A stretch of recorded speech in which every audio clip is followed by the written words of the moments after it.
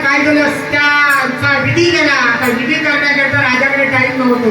कारण जाऊन काय केलंय गुरु महाराजांना दाखवलं पाहिजे. पाऊस लागतोय की आनंद आहे नाही का.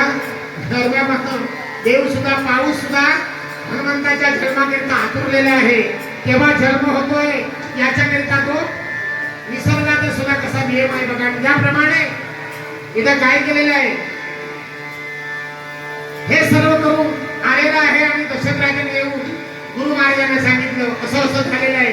गुरु महाराज म्हणजे काही काही नको जी शाप आणि बाहेर पडली आहे तू पुत्र करून वर्षी निदान तुला पुत्र तरी होतील नंतर का होईल ते पाहूया. आणि इथं काय केलं ह्याच्याकरिता तुला पुत्रकामेष्ठी यज्ञ करावा लागेल. मग या यज्ञाकरिता शृंगी ऋषी आले पाहिजे. मग देवांचा राजा इंद्राला प्रार्थना केली आहे. इंद्र आलेला आहे. अप्सरांची व्यवस्था केली आहे.